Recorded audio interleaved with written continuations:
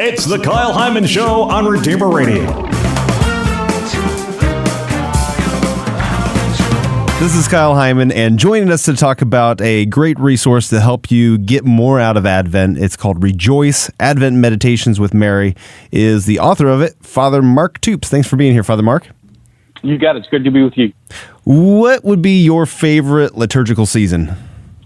My favorite, it would definitely be Advent, and I'm not just saying that because we're on the phone today. Sure. It's always just it's been a time that's historically for me has always been a time of encounter with Mary. You know, as a priest, Lent's really busy, and Easter is filled with a lot of things, First Communion and graduation from high school and things like that. And for me, it's always been Advent, where I feel like even with the pace of the year that speeds up, it's always been a time where I've almost felt like I've been on retreat. So I'm looking forward to this Advent.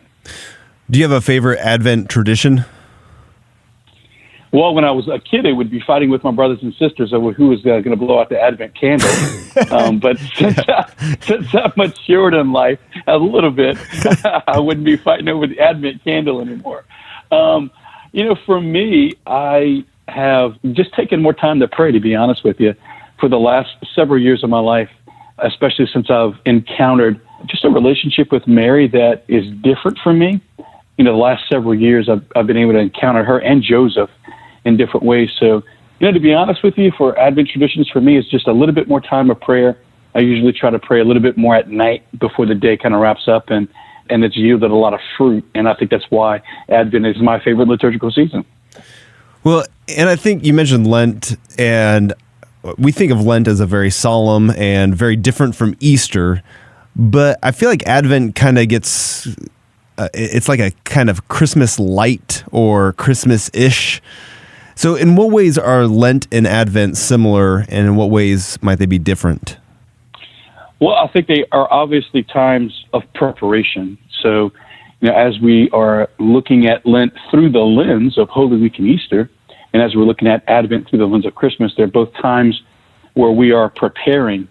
And I think for most Catholics, if I was going to look at my experience as a pastor, I think for most Catholics, they find Lent and Advent easier to pray than they do Easter and Christmas. I think both Easter and Christmas, for whatever reasons, Christmas just has a busyness to it. It's almost like as soon as Christmas is done, shortly after that, we're picking up the Christmas tree and we're moving on. Right. And certainly I think Easter is just busy for folks. So I think both Advent and Lent have some personality to them. And I think people like preparing. I think that's one of the reasons that they're similar. I think the other thing that they both have in common is obviously the color purple, but there is a penitential, or you might say an interior or reflective feel to both of them. Lent gives you something to hold on to with that Lenten penance. But I think that if folks are able to enter into both of those seasons, they are interior, they are reflective, they are times when we can look at our lives. And I think that, especially with Advent, if you have something like a resource like Rejoice or anything, it can really help you have a really beautiful, almost like retreat-like setting. And you mentioned Mary, and that is the focus of these reflections. Why did you want to focus on Mary in the meditations that you have? I think it comes to the reason why I wrote Rejoice to begin with, and if you give me a couple of seconds to tell you the story of how that came, I think it'll answer the question of her. I was a pastor. I've been a priest for 17 years now, and it was my first time as a pastor. It was my first lap around the track, and I had these very idealistic expectations of what would happen at Christmas, and then later even what would happen at Easter. And to be a little transparent and honest here, to let you know a little bit about what a pastor goes through, I think I was really disappointed with my experience as a pastor with Christmas, and even my experience as a pastor with Easter, just because I found people really, I think, in the ordinary rhythm of life struggling as to how do you, as a layperson, keep your eyes focused on the Lord. And the really busy time of December, where there's a holiday air in the air, there's parties to go to, there's things to get ready for. Mm-hmm. So I cleared my calendar, and I went to visit as many people in the parish as possible. And it was really my Father's heart wanting to hear from the parishioners. And so I'd visit them for dinner, and after dinner, I would ask them a very simple question, and it was like no judgment. It was really just me asking, Like, what happened? Like, why didn't you show up for Holy Week? Or, like, what happened? And I didn't get any answers that helped me, to be honest with you. But I noticed something. You know, in South Louisiana, we love to eat. And what I noticed with every one of those visits is that when the pastor came over, you know, they cleaned up the living room and they used the good china, or dinner was just a little bit more special. And I was driving home one night, and it dawned on me that people changed their life because a person was coming over for dinner. They changed their behavior. They made accommodations. And as I was driving home, I realized that people don't change their life because of a concept. People change their life because of a person. And if we are going to have a different experience of Christmas or Easter, I think it's only going to be because of a person. Not because, and I say this with great reverence, and I love the church and the liturgy. I really like it's my favorite thing, right? But I don't think people change their life because of concepts or liturgical seasons. Sure. I think people change their life because they have had an encounter with a person. And so I set out that next year to say, okay, how can I help parishioners encounter a person during Advent or during Lent? And as I was praying, I just felt like the best way to prepare for Christmas is to go back to the very first Advent and help me understand how Mary and Joseph were preparing for Christmas, because that's got to tell me maybe how I can prepare for Christmas. And that's where Rejoice came from, and that's why the focus is on Mary, is because Mary's life has changed in those months prior to Christmas, and there are things in her humanity and her ordinary, beautiful human preparation for the birth of Christ that can actually teach us. And especially for me, growing up, I had such a distant relationship with Mary when I was growing up that, man, when I began to pray with what she was going through in that first Advent, she just became alive and relatable and relevant. And it's almost like she became human, if that makes sense. And it transformed my relationship with her, and it transformed my experience of Advent. She went from a concept to a person. Exactly what you're talking about. Absolutely. Yeah, you know, and my mom and dad, they're great people. They're strong Catholics. And please hear this the right way, but it was almost like I grew up with Mary as the fourth person of the Trinity. You know, she was sinless, and she was so distant, and she was perfect. And I ain't that. I am not that at all. And so she became a person as I began to really focus on and learn about maybe some of the things that she would have been dealing with. We're talking with Father Mark Toups. The journal and meditations is called Rejoice, Advent Meditations with Mary. And this is just going to be a great resource for you to get more out of Advent. And one of the claims is that these reflections can help your Advent be more peaceful, joyful, and meaningful. So in what ways, and maybe why, do you think those three areas are lacking in the way most people spend their Advent? I don't know that a lot of people would describe their Advent as peaceful, joyful, and meaningful. Let's take them maybe one at a time. I think that December, for a lot of us, is actually a busier time of the year than maybe any other time. For sure.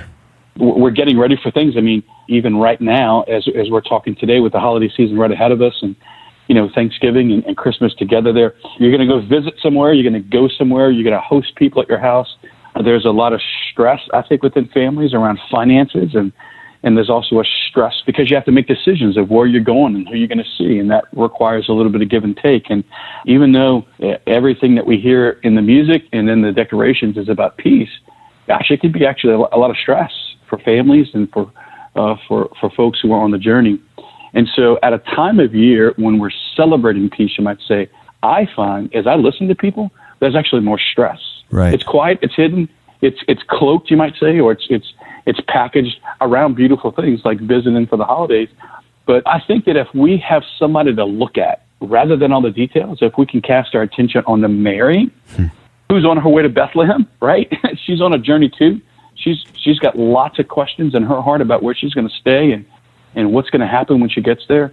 I just think having a place for us to bring our stress, number one, can bring peace. And I'm not saying it's going to annihilate the stress, but I don't think that the antidote for stress is the removal of the details as much as it is a place for us to take our hearts And when we are not alone in the stress, then I think that there can be a peace in the midst of all of that. I think joy, I think that a lot of us are looking for something more out of life. And I think that if we're honest with ourselves, most of the things that we buy, either for ourselves or for other people, we're trying to buy something. And I don't think that what we're ultimately longing for is going to come through material possessions or the things that we're looking to shop for during Black Friday or the secular Christmas season. Mm-hmm. And so I think joy is ultimately in relationship with God, right? And I think that there's no better way for us to find our relationship with him than in the very practical, ordinary circumstances, which I think are even more out in front of us. Our relationship needs are even more out in front of us during this time of year. The pace that we live life in and how we feel about that is even more accentuated at this time of year. So I think joy is in relationship, and I think what a resource like this does is it helps us find God in the midst of our lives, which is, I think, going to bring the joy. And then I think the meaning of the Advent season is not necessarily found in all the external things. I think the real meaning of this time of year of Advent is found in our personal lives and in our relationships with others at a deeper level. And I think that's where the meaning comes, is when we can experience the true meaning of preparation, and that just brings meaning to our lives.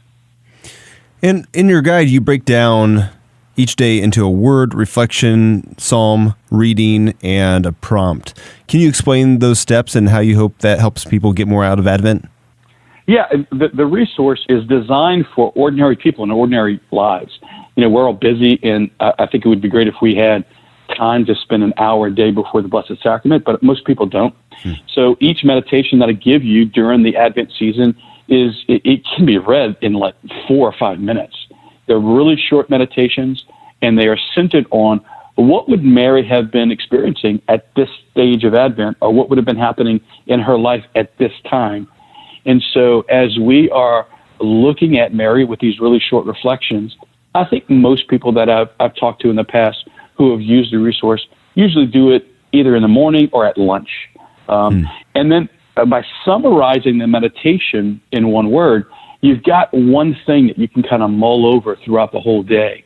You know, so if we're talking about how the pace of Nazareth was slower than we find ourselves at this time of year, and that pace helped Mary become the person she was, well, then the word for that day is pace, and you can think throughout the day about your pace that day. And there's lots of other reflections that are as relevant as that and as simple as that. And so having one word that we can meditate on throughout the whole day, I find helps people kind of center themselves. And then you can actually recall other meditations just by one word, and I think it helps us pray. Every day you get a scripture passage, specifically a psalm that Mary would have prayed with, right? The Psalms would have been the very stuff of Mary's spiritual life. And I'm going to give you a psalm that she probably would have prayed with so that you can pray with that. And there's instructions on how to pray with that too. Well, and you also encourage people to do this with a group, either a small group or as your whole parish, and you have discounts available for parishes that want to do this. You've got videos that go along with it. There's artwork that you can get, which is really awesomely done, paintings of these different scenes from Advent. Where can people find more information about this and learn more and see the videos that you have? I think the easiest thing for people to do is just to Google Rejoice in Advent, and they're going to probably go to the Ascension website from there. So if they just Google Ascension, Advent, Rejoice, it'll take them right to the landing page. All the information that they need, not only for the journal, but for the video is there. And as you said, parishes can do it as a whole. Small groups can do it as a group, or if people want to do it individually, they can do that. All right. Again, the program is called Rejoice Advent Meditations with Mary from Father Mark Toups. Thank you so much for joining us today and inspiring us to get more out of Advent. Appreciate it. God bless you. Thanks, Kyle.